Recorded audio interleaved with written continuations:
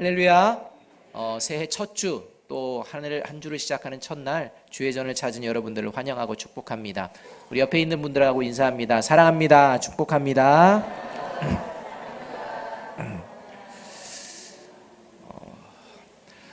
제 목양실에 이렇게 들어가면요, 책장이 쭉 이제 벽 쪽에 있습니다.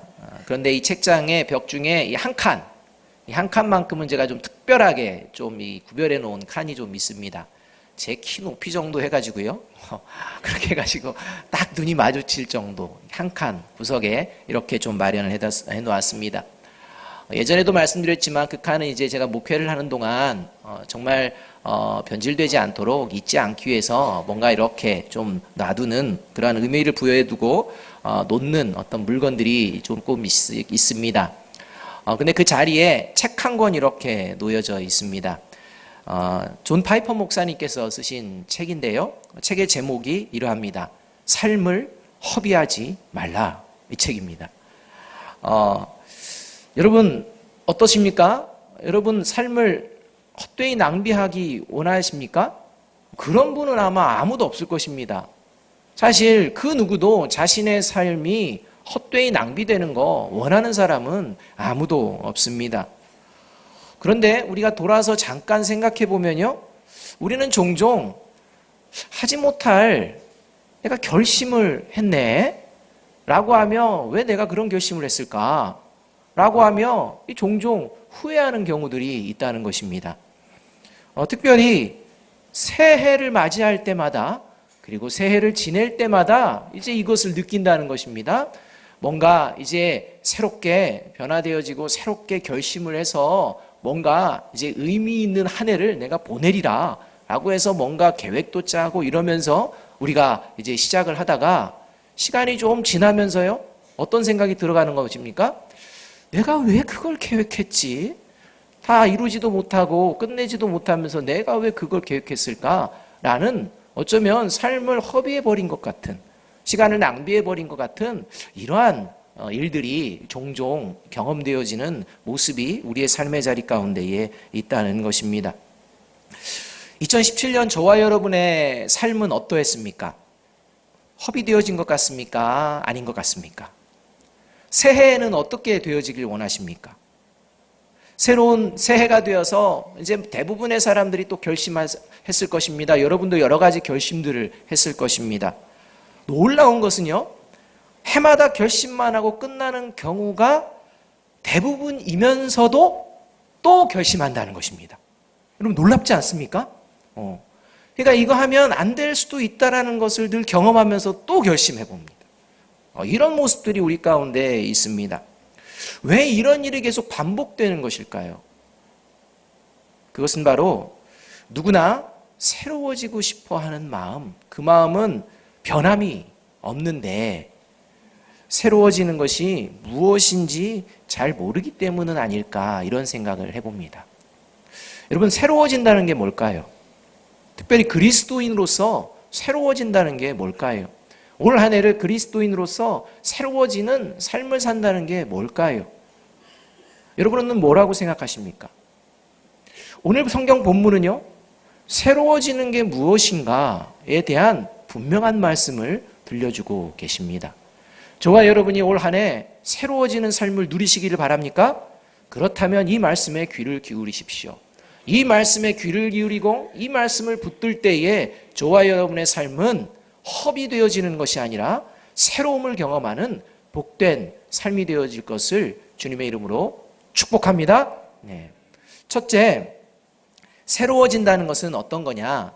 내 삶에 내적인 변화가 일어난다는 것을 말합니다. 그러니까 새로워진다는 건 어떤 모양으로든 변화가 일어나는 것을 새로워진다고 합니다. 그러니까 어떤 모양으로 변화가 되면 새로워졌다라는 말들을 사용합니다. 대부분의 사람들은 마음에 굳은 결심을 하며 어디서부터 변화를 일으키느냐? 외형적인 것에서부터 변화를 일으키려고 합니다. 이런 일들을 많이 행합니다. 일리는 있습니다. 일리는 어느 정도 있습니다. 그래서 우리의 모습을 보면요, 새로워지기를 딱 마음먹으면요, 어디서부터 보느냐? 이제 새해에는 어떤 삶을 살도록 계획서를 막 만드는 사람들이 있습니다. 그래서 이렇게 살아야지, 저렇게 살아야지, 이렇게 계획을 세웁니다.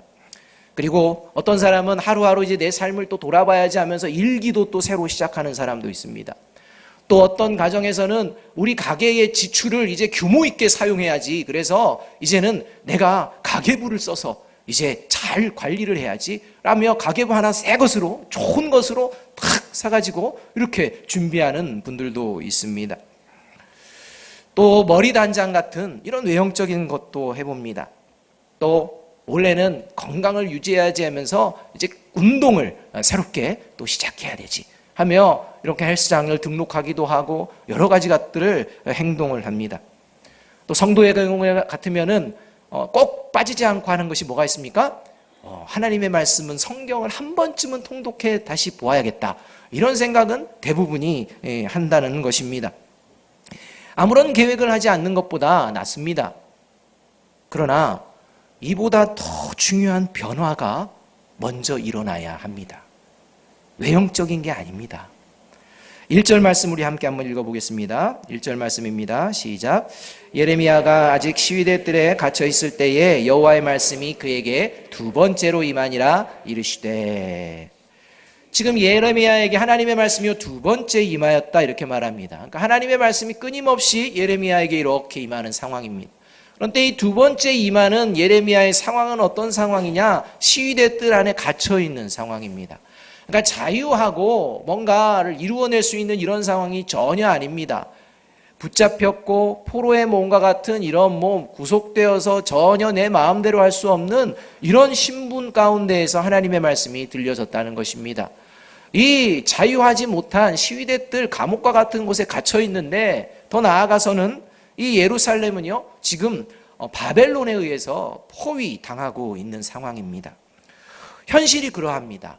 이 바벨론에 포위당한 이 모습, 또 거기다가 자기는 그 남유다의 왕과 신하들로 하여금 이렇게 붙잡혀서 갇혀있는, 옳은 소리 하다가 갇혀있는 이런 상황이고, 또 예레미야가 이미 들었던 하나님의 말씀은 뭐냐? 이 남유다 망한다, 이 남유다 멸망한다, 그리고 반드시 그것을 하겠다라는 하나님의 말씀을 선포하며 살고 있었던 것이 예레미야였습니다. 그런데 그 선포하는 상황이요 실제 이루어지고 있는 것입니다. 지금 그 멸망이 눈앞에 다가옴을 보게 됩니다. 그러면서 자신 스스로가 이 멸망이 얼마나 힘겹고 어려운 상황인지 시위대 뜰에 갇혀서 이 감옥에 있는 신세를 통해서 직접 경험하고 있는 상황이 지금 1절의 상황이라는 것입니다. 이런 상황 가운데에서 하나님이 말씀을 하십니다. 이런 상황 가운데에서 하나님이 말씀하실 때 이 음성을 들으며 예레미야는 자신의 처지, 자신의 형편, 또 이스라엘의 앞날로 인하여서 그 걱정되고 염려되던 그 마음, 이 마음을 새롭게 변화시킵니다. 그 새롭게 변화시키며 하나님께서 예레미야에게 주신 이 사명을 끝까지 붙들고 끝까지 이 사명을 감당하는 모습을 보여내게 됩니다. 여러분, 외형으로 변한 게 없습니다. 오히려 더 무섭고 두려운 그런 상황이 벌어지고 있습니다. 그런 상황 가운데의 현실을 직시하며 그 마음도 힘겹고 어렵습니다. 그럼에도 불구하고 하나님의 음성이 들릴 때 그 마음이 먼저 변화되어지는 이 예레미야처럼 외형적인 변화보다 이 시대를 바라보며 내 삶의 자리를 바라보며 먼저 변화되어야 할 것은 저와 여러분의 심령입니다. 저와 여러분의 심령이 지금 어떻게 변화되어 있는지 살펴보아야 한다는 것입니다. 외형적으로는 여러 가지의 변화의 모습들을 추구하며 나갈지라도 내적으로 아무런 변화가 없다면 결국 옛 습관으로 돌아갈 게 뻔합니다. 이것을 하나님께서 말씀해 주고 계십니다. 왜 교회가요 이렇게 세상 사람들의 조롱거리로 전락한 것입니까? 예배당 건물이 없어서입니까? 예배당에 모이지 못해서입니까? 또 성경 통독이라는 것을 안 해봐서입니까? 또 기도를 안 해봐서입니까? 또 하나님 말씀을 잘 몰라서입니까? 더 나아가서 제자 훈련을 하지 않아서 이렇게 한국교회가 믿지 않는 자들에게 조롱당하는 이러한 처지로까지 전락을 한 것입니까? 그렇지 않지 않습니까? 내적인 변화에는 관심이 없는 교회가 되었다는 것입니다. 내 자신의 심령이 어떠한 모습으로 변화되어지는 것이 그리스도인의 모습인지에는 관심이 없고 그저 외적인 것만 추구하다가 지금 이런 상황 가운데 우리가 놓여져 있다는 것입니다. 그래서 예배소서는요 4장 22절에서 이렇게 말씀합니다. 썩어져가는 구습을 따르는 옛사람을 벗어버려라 이렇게 말합니다. 예배소서는 교회를 향해 하시는 하나님의 말씀입니다. 교회는 그리스도인은 썩어져가는 구습을 따르는 옛사람을 벗어버리는 존재요 공동체다 이렇게 말씀하고 있습니다. 외적으로는 변화를 추구하면서도 내적으로는 여전히 구태의연한 그러한 구태의 모습들을 쫓고 있다면 진정한 변화는 일어날 수가 없습니다. 그냥 흉내만 내다가 끝나게 됩니다. 외적으로 변화만 추구하는 행위가 그냥 반복되어질 뿐입니다. 물론 외적인 변화, 그걸 추구하는 거 하나의 상징일 수 있습니다. 그런데 분명하게 시작과 그 다음에 끝은 분명히 해야 합니다. 심령의 변화, 심령의 새로워짐에서부터 시작되어져야 합니다. 에베소서 4장 22절 23절은 그래서 이렇게 이제 말씀을 합니다. 함께 한번 읽어보겠습니다. 시작. 너희는 유혹의 욕심을 따라 썩어져가는 구습을 따르는 옛사람을 벗어버리고 오직 너희의 심령이 새롭게 되어입니다. 내가 원하는 것들을 따라가려고 했던 이 부분이 구습이라는 것입니다. 옛사람의 모습이라는 것입니다. 이러한 모습들을 새롭게 하는 마음을 가져야 한다라고 말씀하고 있습니다. 심령을 새롭게 하라 말씀합니다. 변화의 시작점은 어디냐? 마음에서부터라는 것입니다. 변화의 시작점은요, 그 누구의 행동이 아닙니다. 저 사람이 아닙니다. 내 내면에 있는 마음의 변화에서부터 진정한 새로움, 변화는 시작되어진다 말씀하고 있습니다. 그래서 로마서 12장 2절에서도 오직 마음을 새롭게 함으로 변화를 받아라 이렇게 말씀합니다. 고린도후서 4장 16절에서도 우리의 속사람은 날로 새로워지도다 라고 이렇게 선언합니다. 저와 여러분의 속사람이 날로 새로워질 수 있음을 믿으십니까? 이것을 믿는 것이 그리스도인이다 이렇게 이야기하고 있습니다. 성경이 말씀하는 새로움이 바로 이것입니다. 우리의 고백이 이 고백이 되어야 합니다. 우리의 속사람은 날로 새로워집니다. 이 고백이 우리의 삶의 자리 가운데에 먼저 고백되어져야 합니다. 외적인 변화로부터 내적으로 변화가 되어지는 것이 아니라 내적인 변화에서부터 외적인 부분들이 변화되어진다는 것입니다. 외적인 모습을 꾸밈으로 말미암아 내 속사람이 변화되어지는 것이 아니라 내 속사람이 변화되어짐으로 말미암아 내 외적인 모습들이 변화되어져 살아간다는 것입니다. 아무리 얼굴이 곱고 아무리 얼굴이 멋지게 생길지라도 그 안에 시기와 미움과 잘못된 모습들로 가득 차면 그 얼굴은요 사람들에게 좋은 모습을 보여내지 못합니다. 우리는 이것을 너무나 잘 압니다. 그렇듯이 하나님께서는 하나님의 사람들이 변화하기를 원한다면 그 속사람을 살펴보아야 한다라고 말씀하고 계십니다. 이처럼 성경에서 말하는 변화는 한결같습니다. 외형적인 것에서부터가 아니라 내면적인 것에서부터이다 라고 말씀합니다. 저와 여러분이 이렇게 올 한 해 내면에서부터 그 심령에서부터 마음에서부터 변화가 일어나는 삶을 계속 살아낼 줄로 믿으십니까? 무슨 근거로 믿으십니까? 무슨 근거? 예레미야가요 지금 시위대 뜰 안에 갇혀 있고 유다가 멸망하는 상황 가운데에 이 두렵고 떨리는 상황, 이제는 아무런 소망이 없는 상황에서 무엇 때문에 그 마음이요 이제는 반전이 되어지고 그 하나님의 사명을 다시 한번 감당해내겠습니다 라는 결단을 하며 나아갈 수 있게 되는 것일까요? 외적인 변화는 아무런 변화도 없고 오히려 힘겹고 어려운 상황임에도 불구하고 오히려 예레미야의 마음 가운데에 하나님의 말씀으로 말미암아 새로워질 수 있는 그 이유가 어디에 있을까요? 하나님께서 말씀하셨기 때문일까요? 물론 하나님께서 말씀하셨기 때문입니다. 그러나 하나님이 말씀하셨기 때문보다 더 중요한 것이 있습니다. 무엇이냐면 하나님이 누구신지 예레미야는 깨닫고 알고 있었기 때문입니다. 하나님이 누구신지를 바로 알게 될 때 저와 여러분의 심령에는 변화가 일어나게 되어집니다. 그것이 2절의 말씀입니다. 2절 말씀 우리 함께 한번 읽어보겠습니다. 시작. 이를 행하시는 여호와, 그것을 만들며 성취하시는 여호와, 그의 이름을 여호와라 하는 이가 이와 같이 이르시도다, 이렇게 얘기합니다. 그러니까 시위대 뜰에 갇혀서 지금 어두움과 낙심과 절망 같은 이러한 상황 가운데 있는 예레미야에게 하나님이 두 번째 나타나셔서 먼저 선포하시는 것이 뭐냐? 앞으로의 일을 얘기하는 것이 아닙니다. 무엇이냐? 내가 너에게 말하고 있는 하나님이 누구냐? 네가 지금 섬기고 있는 하나님이 누구냐? 이것을 먼저 알려주고 계십니다. 2절 말씀에 의하면 하나님은 자신이 일을 행하시는 여호와다, 그것을 만들며 성취하는 여호와다 라고 이렇게 소개하시며 여호와의 이름을 3번을 언급하는 것을 봅니다. 이것은 역사를 주관하고 섭리하시는 분이 바로 여호와 나 하나님이다 라고 말씀하시는 장면입니다.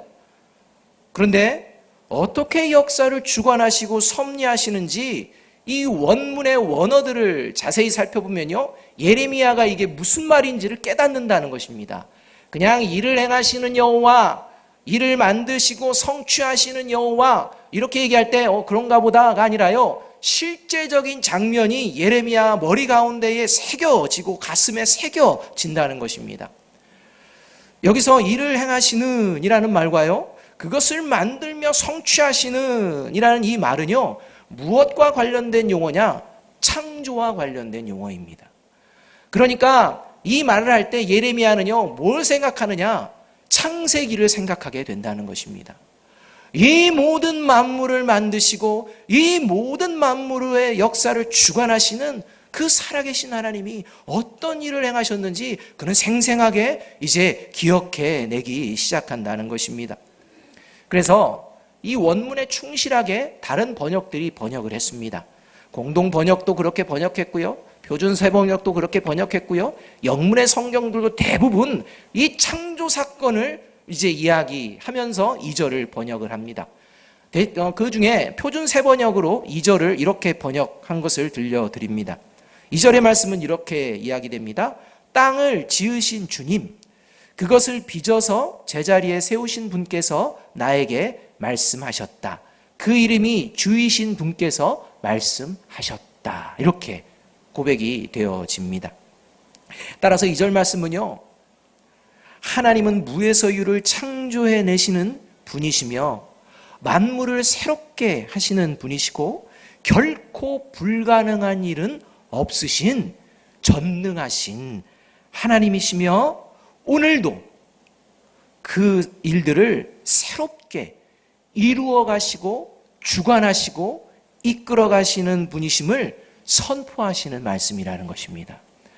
그러니까 아무것도 없는 혼돈의 상황 가운데에 질서를 세우시고 모든 것들을 이루시고 만드신 그 하나님의 역사가 내가 보기에는 아무것도 보이지 아니하고 낙심이 되어지고 절망이 되어지는 상황일지라도 새롭게 일하시는 하나님이 함께 하시는 그때라는 사실을 하나님께서 예레미야에게 말씀해주고 계십니다. 이것을 예레미야가 하나님이 누구신지 들으며 그 마음이 변화되어지는 것을 볼 수가 있습니다. 서두에 말씀드렸던 이 존 파이퍼 목사님께서 쓰신 삶을 허비하지 말라, 그 핵심도요, 뭐냐? 하나님을 바라봐라. 하나님이 누구신지를 안다면 이 하나님을 기뻐할 수밖에 없다. 그리스도인이 하나님을 향해 나아가고 하나님을 기뻐한다면 하나님의 그 기쁨에 동참하는 기쁨의 삶이 되어진다. 그것이야말로 삶을 허비하지 않는 가장 복된 시간이다. 이렇게 이야기하고 있습니다. 여러분, 2018년 새해 만물을 새롭게 하시는 전능하신 하나님께서 저와 여러분의 지금의 삶의 자리에 함께 하시는 줄로 믿습니다. 그 새롭게 하시는 손길이 시작되어진 줄로 믿습니다. 어디서부터 시작되어져야겠습니까? 속사람입니다.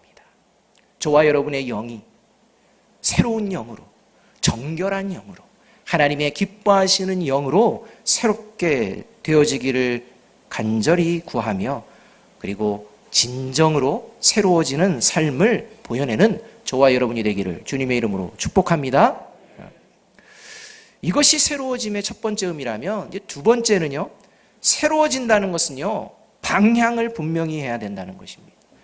새로워짐은 오직 하나님을 향한 변화를 의미합니다. 그러니까 저와 여러분이 원하는 변화가요, 무엇을 향하고 있는지를 보아야 한다는 것입니다. 저와 여러분이 원하는 변화, 올 한 해는 새롭게 하여 주옵소서라고 하며 원하는 그 변화가요, 세상이 추구하는 것들의 방향을 맞추어서는 안 된다는 것입니다.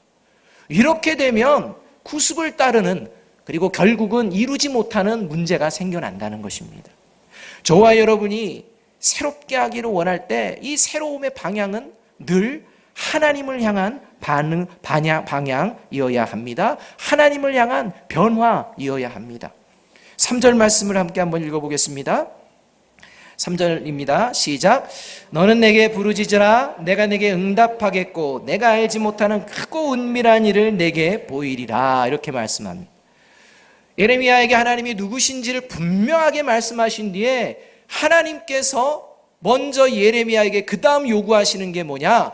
너는 내게 부르짖으라. 이렇게 말씀하고 계신다는 것입니다. 너는 세상의 모습을 보며, 하나님, 세상이 저렇게 되어지는 것처럼 우리 민족 저렇게 되었으면 좋겠습니다. 세상이 이러한 것들을 누리며 살아가는 것처럼 우리 민족도 이러한 것들을 누리며 살아가겠으면 좋겠습니다. 라는 게 아니라, 너는 내게 먼저 부르짖으라. 이렇게 말씀하고 있는 것입니다. 세상적이고 정욕적인 그러한 마음으로 부르짖는 부르짖음은 낡은 것이고 옛 구습이고, 이제는 하나님께서 기뻐하시는 것이 무엇인지를 생각하며 부르짖는, 하나님께 더 가까이 나아갈 수 있도록 이끄시는 그 이끄심에 합당한 변화가 무엇인지 이것을 알기 원하고 경험하기를 원하며 나아가는 이 모습이 하나님이 원하시는 모습이라는 것입니다.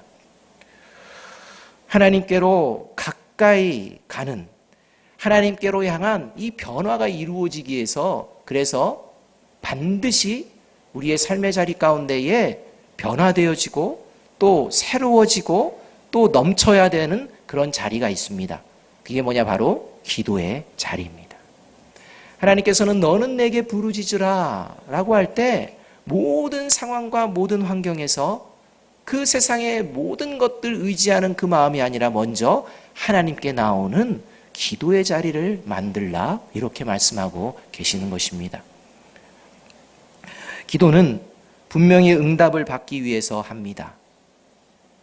그 기도는 응답을 받기 위해서는 그 응답을 이룰 수 있는 능력이 있는 대상을 향해서 기도해야 합니다.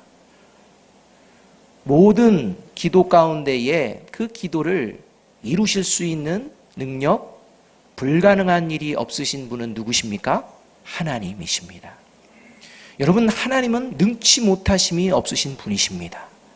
내가 원하는 것이 이루어지지 않았기 때문에 하나님은 능력이 없으시다, 그것이 아니라는 것입니다. 지금 하나님은 저와 여러분에게 모든 것, 하나님의 나라에 있는 모든 뜻들을 이루어 내실 준비를 하신 분이십니다. 그리고 이루어 내실 것입니다. 문제는 저와 여러분의 속사람입니다. 저와 여러분의 속사람이 이 하나님께 더 가까이 가려는 마음이 없는데 어떻게 하나님의 뜻을 들으며 어떻게 하나님의 그 역사를 이루어낼 수가 있으며 어떻게 기도의 응답이 이루어질 수가 있겠습니까? 이것을 우리가 알아야 한다는 것입니다. 부르짖는 자에게는요, 하나님께서는 분명하게 말씀합니다. 네가 알지 못하는 크고 은밀한 일을 보이리라. 네가 상상할 수 없는 위대한 일들을 너는 보게 될 것이다. 네가 지금으로서는 정말 그렇게 될 수 있을까라고 생각하는 그 일들이 반드시 이루어짐을 네가 보게 될 것이다. 이렇게 이야기하고 이것을 이스라엘 백성들에게 선포하라 이렇게 말씀하는 것입니다. 하나님께서 창조하시며 마지막 사람을 창조하시고서 하나님께서 하신 말씀이 뭐였느냐? 보시기에 심히 좋았더라 이렇게 말씀하시고 계십니다. 여러분, 하나님께서는 저와 여러분을 택하시고 부르신 뒤에 심히 좋은, 심히 기쁜 삶의 자리를 이루어 가실 줄로 믿습니다. 이것을 이루기 위해서 우리가 분명히 바라봐야 될 것이 바로 하나님입니다. 기도의 자리입니다. 여러분, 올 한 해는요, 그 무엇보다도 기도하는 저와 여러분이 되어지기를 바랍니다. 보십시오. 이제 멸망을 눈앞에 두어서 없어져 버릴 이스라엘 향하여 하나님께서는 예레미야에게 말도 안 되는 것 같은 크고 은밀한 일, 위대한 일 내가 보여줄 것이다, 보여줄 것이고 경험할 것이라고 이 이스라엘 백성들에게 선포하라 이렇게 하셨고, 이거를 가지고 선포해내는 것이 바로 예레미야였습니다. 그 약속은 어떻게 되었습니까? 멸망한 이스라엘의 회복에 대한 약속이 이루어집니다. 더 나아가 불완전한 회복이 아닌 온전한 회복과 새로움을 이루시는 메시아에 대한 약속으로 이어지는 것을 우리가 볼 수가 있습니다. 그래서 예레미야 33장 15절 16절에서는 하나님께서는 이렇게 약속하고 계십니다. 그날 그때에 내가 다윗에게서 한 공의로운 가지가 나게 하리니 그가 이 땅에 정의와 공의를 실행할 것이라. 그날에 유다가 구원을 받겠고 예루살렘이 안전히 살 것이며 이 성은 여호와는 우리의 의라는 이름을 얻으리라. 이렇게 말씀. 무너져버리고 사라져버릴 이 예루살렘 성을 향하여 하나님께서는 아니, 사라지는 곳이 아니라 영원히 세워지는 곳, 안전한 곳으로 내가 만들리라. 이곳에 영원한 하나님의 의와 하나님의 이름이 세워지리라. 이것을 이루어 내겠노라. 이것을 이루기 위하여 정의와 공의를 행한 의로운 과지가 나게 하겠노라. 이렇게 약속하고 계십니다. 하나님께서 2600여 년 전에 예레미야에게 약속하신 이 약속이요, 이제 실제 2400여 년 전에 바벨론에서 다시 이스라엘로 포로 귀환하는 사건으로 증명이 되어집니다. 그리고 이제 2000여 년 전 이 땅에 약속의 메시아인 예수님을 보내주심으로 말미암아 온전하게 이루고 계십니다. 그리고 영원히 무너지지 않는 교회가 예수 그리스도가 하나님의 아들이시라는 고백으로 이 땅에 교회가 세워지기 시작합니다. 그리고 2000년이 지난 이 시대 예수 그리스도가 머리 되시고 예수 그리스도의 몸이 된 영적 예루살렘인 그리스도인과 교회 중에 하나인 아름다운 교회가 이곳 태전동에 세워주신 줄로 믿습니다. 이것을 위해 저와 여러분이 불림을 받았다는 사실입니다. 여러분, 하나님의 말씀과 약속은 반드시 이루어집니다. 말씀하시고 이루는 하나님께 부르짖으며 기도하는 저와 여러분의 한 해가 되어지기를 간절히 바랍니다. 올해 우리 아름다운 교회는요, 표어를 기도로 세워지는 교회라고 정하였습니다. 저는 우리 아름다운 교회가 무엇보다도 기도로 세워지는 교회가 되어지기를 간절히 바랍니다. 그런데 그냥 기도로 세워지십시오가 아니라 이제 어떤 기도를 해야 될지 우리가 늘 붙들며 나아가기를 원합니다. 주일마다 선포되는 하나님의 말씀을 붙들고 기도하는 저와 여러분이 되어지기를 바랍니다. 하나님의 말씀을 읽을 때마다 내 마음을 움직이시는 그 말씀 붙들고 기도하는 저와 여러분이 되어지기를 바랍니다. 특별히 간절히 바라는 건, 함께 놓지 않고 기도하기를 바라는 건 사랑으로 세워지는 교회가 되기를 간절히 기도하는 저와 여러분이 되어지기를 바랍니다. 이 기도야말로 하나님을 향한 가장 아름다운 기도요, 하나님이 가장 기뻐하시는 기도이기 때문입니다. 예수님께서는 요한복음 13장 34절에서 내가 너희에게 새 계명을 주노니 서로 사랑하라 말씀하십니다. 새 계명을 준다라는 말씀은요, 과거 구약 이스라엘 백성들에게 율법으로 준 거 이제는 무효다 선언하고 계시는 것이 아닙니다. 여기서 새 계명, 새 언약이라는 말은 예레미야 31장 31절에서도 새 언약이라는 말로 표현이 되어집니다. 그러니까 과거에도 있었고 지금도 있는 그 이야기를 새 언약, 새 계명이라고 표현하고 계시는 것입니다. 무슨 말씀이냐면 하나님의 말씀으로 늘 새로워지는 존재가 그리스도인이라는 것입니다. 예수님께서 새 계명이라고 언급하시는 그 이유는요, 과거 이스라엘 백성들이 율법의 본질을 잃어버리고 세상적이고 정욕적인 모습으로 그저 율법의 껍질만, 외형만 따르고 있었기 때문입니다. 멸망을 경험하고 다시 회복시킨 하나님의 역사를 경험하면서도 유대의 종교 지도자들이 예루살렘 성전을 강도의 속을, 강도의 구렬로 만들어버리는 이러한 정욕적이고 탐욕적이고 껍데기뿐인 이러한 모습에 대해서 율법의 본질을 새롭게 알라라고 말씀하시면서 말씀하시는 것이 새 계명이라는 말씀입니다. 율법의 본질은 사랑에서 나온 것입니다. 이 사랑, 하나님의 사랑을 잃어버렸기에 예수님은 다시 새로워질 것을 주님의 제자들, 주님의 교회에 당부하고 계시는 것입니다. 이 사랑의 완성을 위하여 예수님께서 친히 저와 여러분, 우리 아름다운 교회를 위하여 십자가에서 보혈을 흘리셨고 그리고 사랑의 완성을 이루어 내셨습니다. 하나님의 사랑에 속하는 것이 새로워짐이요 서로 시기하고 미워하는 것은 낡은 것입니다. 회복을 향해 나아가는 것이 새로워짐이요 화목하는 마음이 없는 마음은 낡은 마음입니다. 사랑하는 마음, 화목하게 하는 마음이 하나님을 향해 더 가까이 가는 진정한 기도요, 진정한 변화가 되어지는 마음입니다. 하나님께서 반드시 그의 자녀에게 응답하는 분임을 믿고 사랑으로 세워지는 교회가 되어지기를, 사랑으로 세워지는 가정이 되어지기를, 사랑으로 세워지는 일터가 되어지기를 한 해 동안 늘 기도하는 저와 여러분이 되어지기를 간절히 바랍니다.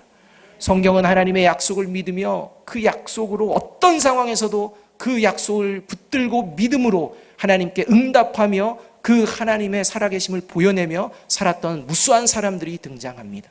그 사람들처럼 저와 여러분이 되어지기를 간절히 바랍니다. 에녹과 같이 하나님과 가까이 동행하는 사람이 되시기를 바랍니다. 아브라함같이 세상 것에 의지하지 말고 하나님만 믿고 살아내는 저와 여러분이 되어지기를 바랍니다.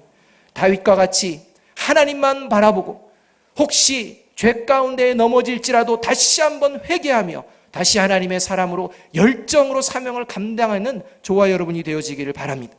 바울처럼 뒤에 있는 것 생각하지 않고 잊어버리고 앞만 바라보며 전진하는 저와 여러분이 되어지기를 바랍니다. 갈렙과 같이 이 산지를, 주님께서 40여 년 전에 약속하신 이 산지를 지금 내게 주옵소서 외치며 인내함 가운데 결국 하나님의 꿈을 이루어낸 이 갈렙처럼 저와 여러분에게 주시는 꿈을 붙들고 그 꿈을 이루어가는 저와 여러분이 되어지기를 간절히 바랍니다. 기독교 변증가인 오스 기니스의 책 소명이라는 책에 도스토옙스키의 편지가 나옵니다. 이 도스토옙스키의 편지는요, 어떤 편지냐면 도스토옙스키가 정치적으로 이제 붙들려서 사형에 처하는 이런 상황이 벌어졌습니다. 그래서 사형장에 끌려갔습니다. 그래서 이제 눈앞에 단두대를 놓고 사형장 앞에서 이제 여러 가지 생각들이 오고 나가는 그런 순간 이 황제가요, 이 사형을 집행을 멈추라 이렇게 명령을 합니다. 그래서 구사일생으로 살아나게 됩니다. 이때 느꼈던 이 감정을요, 그의 형인 미하일에게 이렇게 편지로 써서 보낸 것을 이 책에 담아두었습니다. 이 책에는 이런 내용이 나옵니다. 나의 과거를 돌아보며 내가 무의미한 일들에 얼마나 많은 것을 허비했는지, 내가 어리석은 행동, 잘못, 게으름, 무능력한 생활 속에서 얼마나 헤매고 있었는지, 내 삶에 대해 얼마나 감사하지 못했는지, 내 마음과 영혼에 얼마나 자주 죄를 범했는지를 생각해 볼 때 마음이 쓰라려 오는 것을 느낍니다. 삶은 선물입니다. 또한 삶은 행복이며 매 순간은 영원한 행복이 될 수 있습니다. 이 사실을 젊어서 알았더라면 이라는 것입니다. 자신이 살아있는 것 자체가 축복이요, 함께하는 사람들이 감사요, 그들과 함께 행복을 누릴 수 있는 것이 내게 주어진 삶이었는데 그것을 모르고 허비하며 잘못된 길로 계속 나갔던 모습이요, 죽음 직전에 주마등처럼 지나가며 나에게 삶이 다시 주어진다면 이라고 생각하다 보니까 이 모든 것들이 기억났다라고 고백하는 것입니다. 그렇습니다. 사랑하는 여러분, 저와 여러분에게 주어진 이 새해가 축복인 줄로 믿습니다. 저와 여러분 이 새해를 맞이하며 같이 하는 가족이 선물이요 축복인 줄로 믿습니다. 저와 여러분이 이 새해를 맞이하며 함께하는 우리 성도들이 축복이요 선물인 줄로 믿습니다. 저와 여러분이 이 새해를 맞이하며 세상의 일터 가운데에 마주하는 그들이, 그리고 그들과 함께하는 그 시간이 축복이요 행복한 자리인 줄로 믿습니다. 이것을 이루시는 하나님, 이것을 반드시 이루어 가시는 하나님, 그 하나님께서 2018년 저와 여러분에게 함께 하십니다. 2018년 이 새로운 삶의 자리를 허비하지 맙시다. 혹시 삶의 자리가 아무런 희망이 보이지 않을 정도로 2017년을 통과하며 바짝 말라버린 그런 신명들이 있습니까? 아무런 기대도 아무런 소망도 해도 안 된다라는 그런 마음이 물밀듯이 밀려오는 그런 분들이 있습니까? 오히려 그러한 것 때문에 하나님이 함께 하신 보다는 삶에 직면되어지는 문제들이 너무 커 보여서 변화되어지지 않을 것 같아서 다시는 일어설 수 없을 것 같아서 낭망하고 계시는 분 있습니까? 아무런 희망도 보이지 않는 바짝 말라버린 뼈들에게 하나님께서 에스겔서 37장 5절에서 이렇게 선언하고 계십니다. 함께 한번 읽어보겠습니다. 시작. 주 여호와께서 이 뼈들에게 이같이 말씀하시기를 내가 생기를 너희에게 들어가게 하리니 너희가 살아나리라. 저와 여러분의 죽어가던 모든 자리, 우리는 불가능할 것이다, 다시 일어설 수 없을 것이다 생각하던 모든 자리 상황들을 주님 앞에 부르짖으며 나아갈 때, 주님께서 우리를 찾아오시고 만나주실 때 다시 살아내게 될 줄로 믿습니다. 이 하나님이 저와 여러분에게 있습니다. 올 한 해 가정에서, 교회에서, 일터에서 어렵고 마음을 힘들게 하는 일들 벌어질 수 있습니다. 해마다 있었습니다.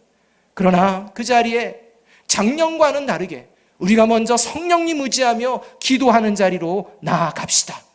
그 어떤 삶의 자리도 다시 살아나게 하시는 이 생명의 영, 성령을 의지하며 하나님께 부르짖을 때 저와 여러분의 모든 삶의 자리가 다시 살아나게 될 것입니다. 십자가 사랑 안에서 늘 기도하며 속사람이 날로 새롭게 되어지는 가운데에 하나님이 올해 저와 여러분에게 약속하신 크고 위대한 일을 이루고 경험하는 저와 여러분이 되어지기를 주님의 이름으로 축복합니다. 기도하겠습니다. 사랑과 은혜가 풍성하신 아버지 하나님, 2018년 새해 첫 주일 주님 전에 나와 주님의 말씀 듣게 하여 주신 것 감사합니다. 2017년을 돌아볼 때 여전히 내 마음 한켠, 아니 내 마음 전체를 둘러덮고 있는 삶의 근심과 어려움과 염려의 문제들, 하나님 그것을 해결하시고 그것을 새롭게 하시는 분은 오직 하나님이신 줄로 믿습니다. 만물을 창조하신 그 주님의 영이 먼저 우리의 심령 가운데에 역사하여 주셔서 새롭고 새 힘을 얻는 마음 되게 하여 주시고 세상으로 나아가게 하여 주옵소서. 예수 그리스도의 이름으로 감사하며 기도하옵나이다. 아멘.